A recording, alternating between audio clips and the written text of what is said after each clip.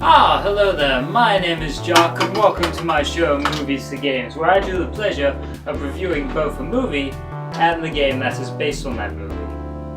Star Wars! What else can I say? Star Wars, one of the biggest science fiction, fantasy, action, adventure franchises that has ever graced onto our big screens, small screens, and merchandising.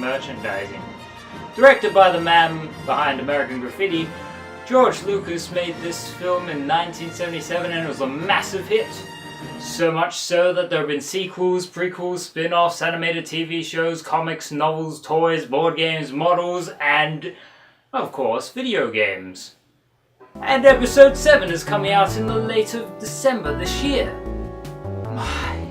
This is a massive franchise to cover, but I'm going to scrape all of that pus out of my mind and just focus on Star Wars. Not A New Hope, just Star Wars. So, let's put the tape in and find out if it still redeems its factor after so many years. Of course it is.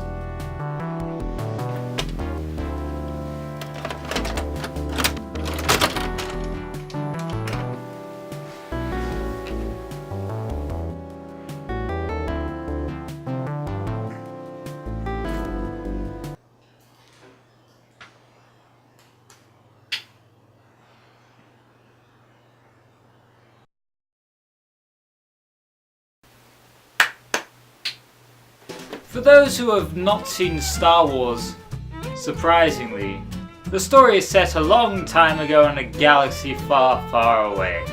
As soon as the title jump scares you, an abundance of yellow slanted text comes onto the screen and says about how the Rebel Alliance have stolen the plans to the dreaded Death Star and that the Rebel leader Princess Leia, played by Carrie Fisher, holds them into her own possession. But then after the text dissolves into the galaxy, the camera pans down to the shot of this small spaceship going like this, and there's a bunch of planets and stars, and then whoosh! This Imperial Star Destroyer just comes straight over your head, and it is excellent. It's a great way to start off a movie. So the Star Destroyer takes over that small ship which had the Rebel Alliance inside of them, and they take Princess Leia captive. But before she gets taken away, she puts a holographic message and the plans to the Death Star inside this droid named R2-D2. And so R2-D2, along with his other droid pal, C-3PO, they take an escape pod down to Tatooine, where they come across a bunch of Jawas and are then held for sale. That was a turn for the worse. But luckily, C-3PO and R2-D2 are sold to a family inside a sand igloo. Luke Skywalker, played by Mark Hamill, cleans up the droids and encounters the holographic recording of Princess Leia and how she's in need of help from a guy named Obi-Wan Kenobi, played by Alec Guinness.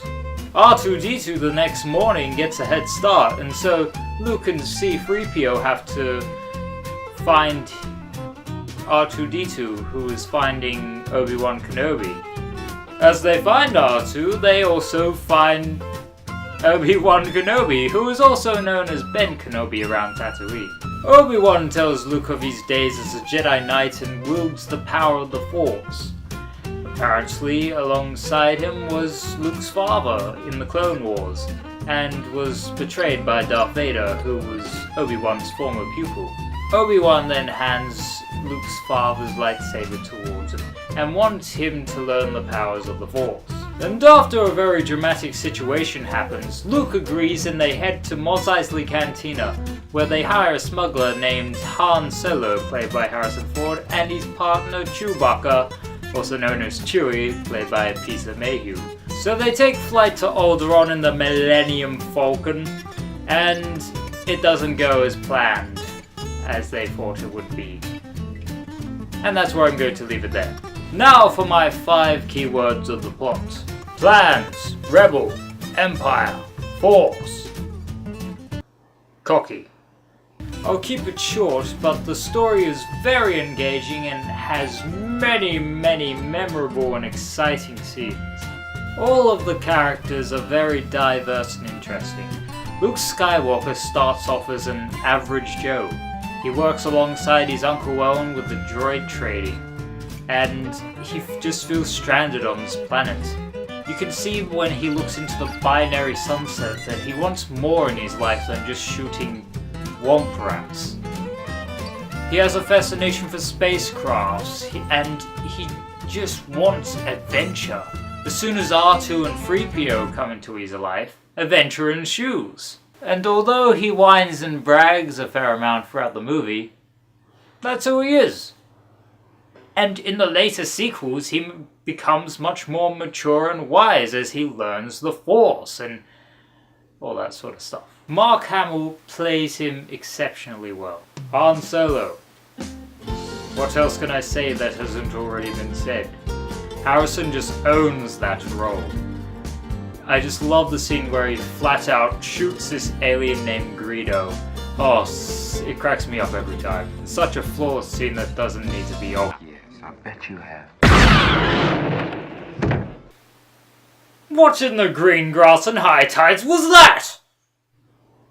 Princess Leia could have easily been a damsel in distress. And although she is in need of rescue, she's a very strong, confident woman.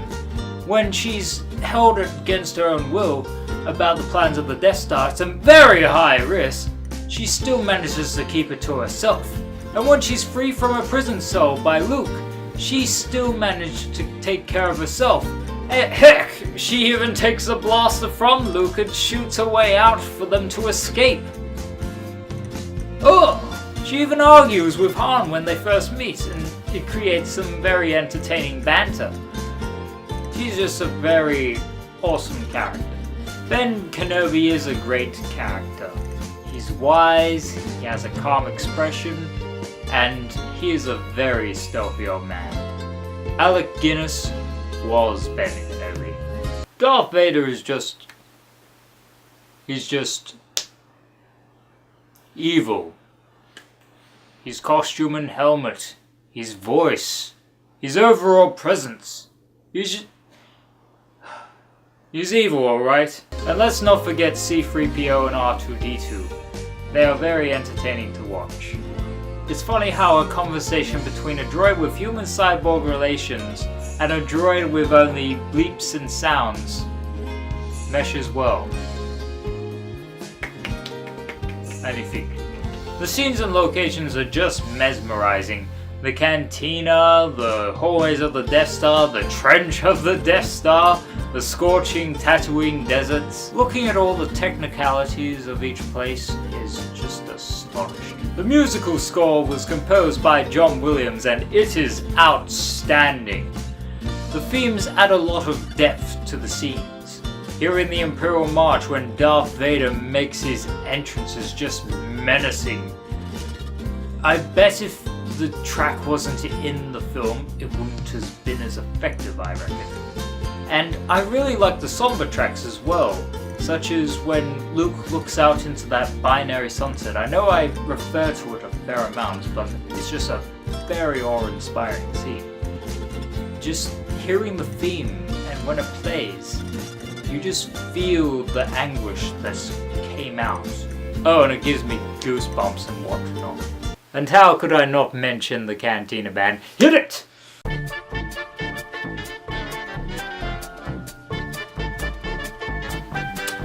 Magnifique. Let's talk special effects, shall we? This is not the special edition with the updated CGI, the deleted scenes. This is just Star Wars in its original 1992 release state. With that out of the way, it is a splendor to see the creativity between the practical effects. The amazing props like the blasters, the costuming of the different array of aliens, droids, creatures, etc. And the modeling of the spaceships. They are really cool. The X-Wings, the Y-Wings, the land speeders. Heck, The Millennium Falcon is one of the best spaceships in movie history. What a piece of junk! Mind your words, Luke.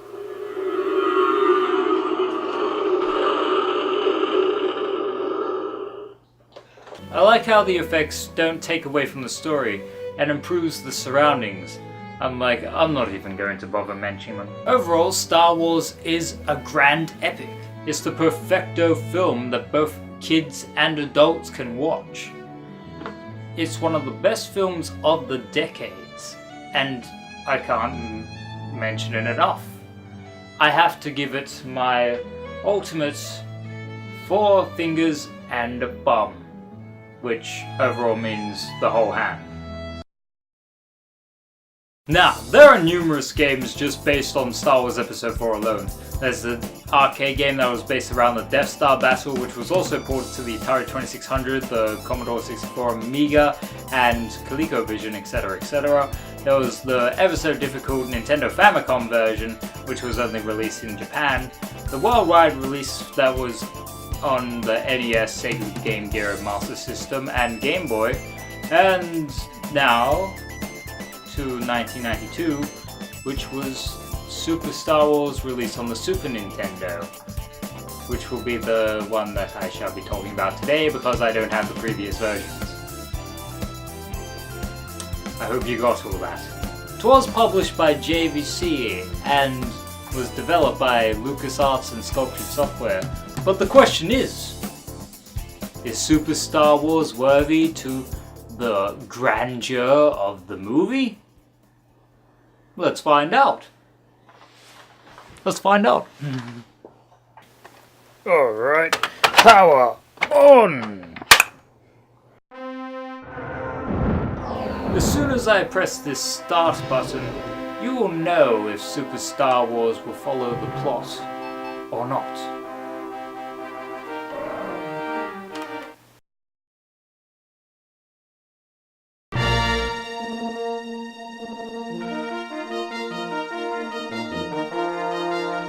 It most surely does.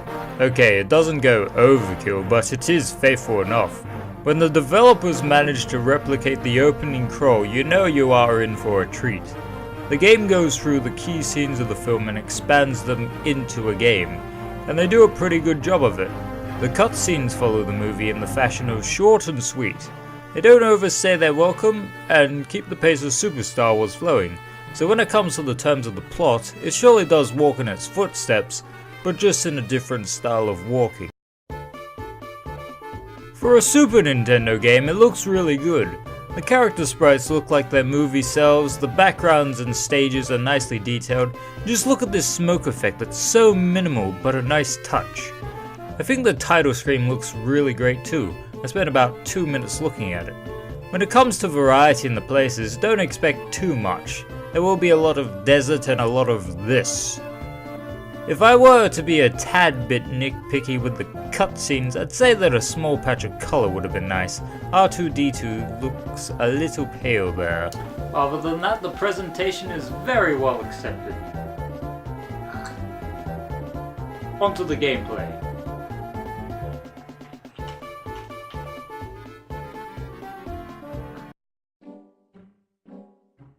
Super Star Wars is for the most part a side-scrolling running and gunning type of game. You shoot or slash the onslaught of enemies on the screen, pick up blaster points that upgrade your damage, which is really helpful against bosses.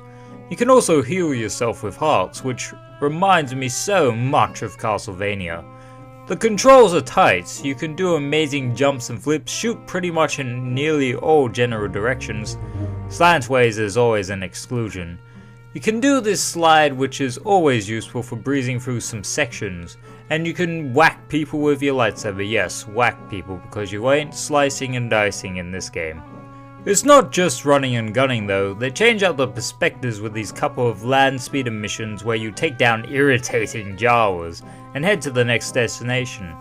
And there's also an X-Wing section at the end of the game that starts in a third-person perspective, taking out towers, and finally in a first-person point of view, destroying an abundance of TIE fighters to finally come across Darth Vader. I really wish they had a Millennium Falcon stage though, that would have been excellent.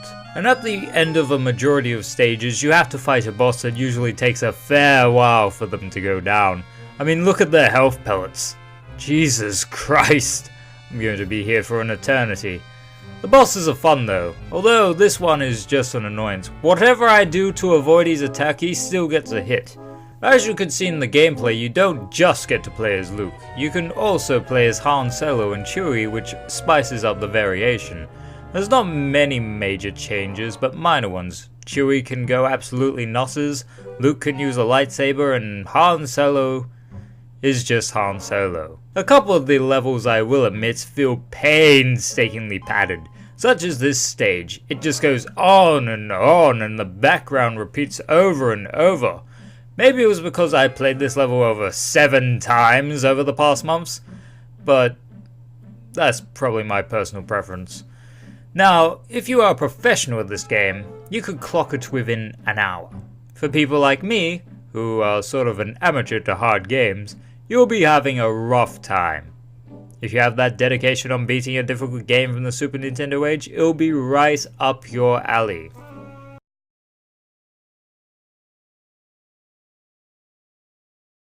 I could easily just make a basic summary of the game's music.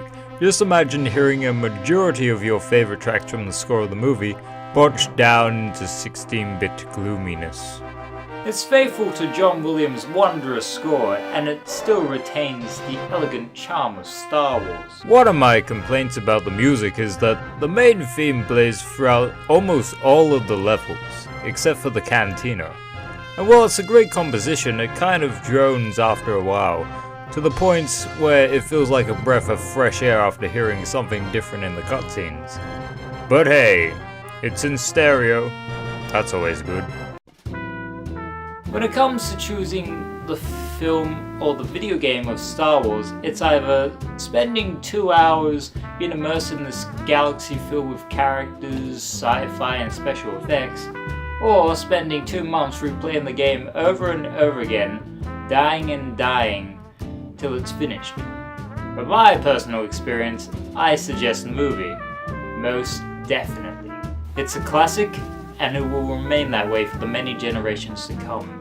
And it's no wonder why this is a franchise. But that doesn't mean the game doesn't deserve any praise, because it surely does. Although brutal, there's a high amount of content in Super Star Wars. They mix the fun and challenge really smoothly and blended well into this cartridge, so that you want to keep getting that extra bit further within the game. I just won't be playing it anytime soon. Although, it couldn't just stop with A New Hope. Later on they'd release The Empire Strikes Back and Return of the Jedi onto the Super Nintendo. But that can be another time. Another time. And this is where I conclude my show, ladies and gentlemen. Thank you very much for watching, and next episode we shall be tackling on the early 2000 movie of Van Helsing. How divine. Ta-ra!